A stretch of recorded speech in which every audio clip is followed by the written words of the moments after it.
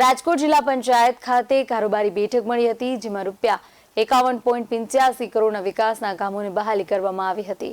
માહિતી મુજબ રાજકોટ જિલ્લા પંચાયત ખાતે કારોબારી બેઠક મળી, જેમાં બાંધકામના કુલ 5 કામો માટે 39,05,10,504ના ટેન્ડર મંજૂર કરવામાં આવ્યા હતા। બીજી તરફ સિંચાઈના કુલ 11 કામો માટે કુલ 7,68,96,851ના ટેન્ડર મંજૂર કરવામાં આવ્યા હતા। કુલ 5 કામોની 5,05,88,000ની વહીવટની મંજૂરી આપવામાં આવી હતી। આજે સિંચાઈ અને બાંધકામના બંને થઈને 52 કરોડ જેવા કામોને બહાલી આપવામાં આવી છે। દાદા, ક્યાં મુખ્ય કામો છે?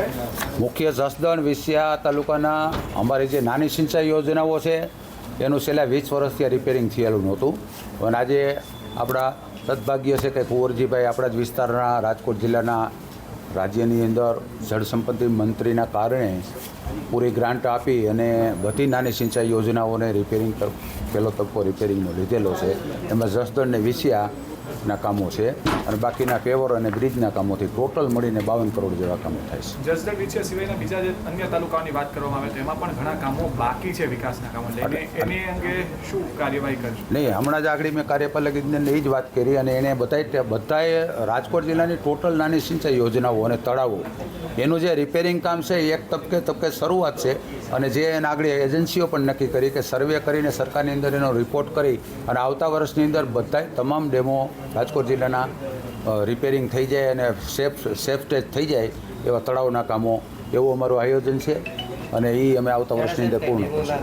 કેટલા થયા ત્યાં સુધીમાં કાંઈ નંબર કેટલા ડેમો રિપેર થયા છે એના તમારા કેટલા તમને આપીએ ને ટેસ્ટમાં આપીએ, આપો બદરભાઈ બધાને કોપી આપતા કોઈ છોકરી ડેમ કરતા કોઈ આમ સર્જરી કોઈ સ્થિતિ ગંભીર હોય કે કોઈ રિપેરિંગ તાત્કાલિક કરાવવું પડે ના, એવી અત્યારે કોઈ સ્થિતિ છે, બધા ડેમો એમ તો સેફ્ટીમાં જ છે।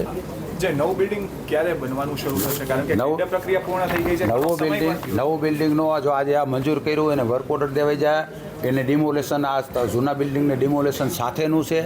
અને સવાલ અહીંયા છે કે આ જિલ્લા પંચાયતની આપણી જે કચેરીઓ છે એને ફેરવવા માટે કોર્ટનું બિલ્ડિંગ જે ખાલી થયેલું છે નવા બિલ્ડિંગમાં જતાથી, ત્યારે કોર્ટના બિલ્ડિંગની આપણે માંગણી કરી છે કે આપણને આપે તો આપણી જિલ્લા પંચાયતની તમામ શાખાઓ એની અંદર સમાવેશ થઈ જાય એમ છે।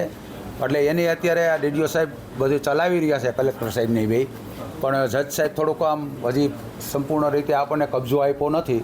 આપણે થોડા દિવસની અંદર જ્યારે કબજો આપે ત્યારે આ કચેરીઓ બધી ત્યાં શિફ્ટ કરવામાં આવશે અને આનું ડિમોલેશન ચાલુ કરી નવા બિલ્ડિંગનું કામ શરૂ કરવામાં આવશે। VS9 TV ન્યૂઝ સાથે સાયલ સપા સાથે મિતભાઈ, રાજકોટ।